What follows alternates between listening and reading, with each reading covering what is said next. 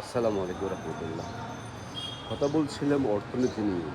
বাংলাদেশের পতিত ফ্যাসিস্ট স্বৈরাচার সরকার যে নয়ছয়ের অর্থনীতি তারা পরিচালনা করেছিল, লুটপাটের অর্থনীতি যে পরিচালিত করেছিল, অলিগার কিছু ব্যক্তিদের জন্য অর্থনৈতিক ব্যবস্থা চালু করেছিল। সেখান থেকে শুরু করে বাংলাদেশের অর্থনীতি ভঙ্গুর অবস্থায় পতিত রয়েছে। কিন্তু সদ্য গণতান্ত্রিক সরকার যখন ক্ষমতা পায়, তখন জনগণের দিকে লক্ষ্য রাখতে গিয়ে বৈশ্বিক যুদ্ধের কারণ সত্ত্বেও তেলের থেকে শুরু করে যাবতীয় এ আমদানিতে শুল্ক দিয়ে, ভর্তুকি দিয়ে অর্থনীতিকে চাঙ্গা করে রাখছেন। ঠিক আছে?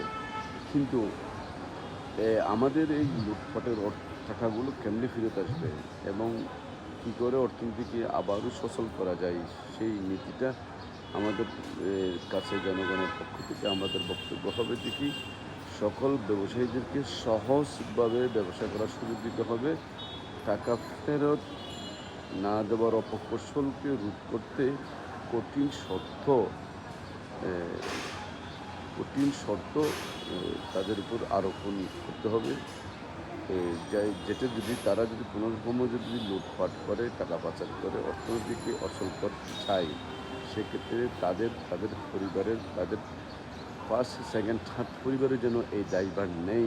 তাদেরকে যেন খুনিদের অর্থনৈতিক যারা লোপাট আছে তাদেরকে এ সাধারণত মানুষ হত্যার যে আসামিদেরকে যে শাস্তি দেওয়া হয়, এই লুটপাটের অর্থনীতিকে যদি সরাসরি প্রমাণ পাওয়া যায় যে তারা লুটপাটে জড়িত, দেশের অর্থনীতিকে ভঙ্গুর করতে চায়, সেরকম তাদেরকে কঠিন থেকে কঠিন শাস্তি আরোপ করার জন্য অর্থনৈতিক লাইনকে সংস্কার করা বিশেষ প্রয়োজন বলে মনে করি।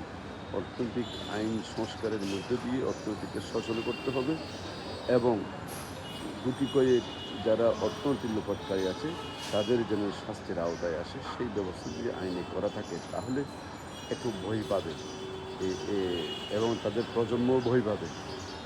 লজ্জা শরম তাদের মধ্যে চলে আসবে। ভয়ের মধ্যে থাকলে তারা লুটপাট সহজে করবে না, প্রয়োজনে ব্যাংকের সাথে, সরকারের সাথে আত্মসমর্পণ করবে।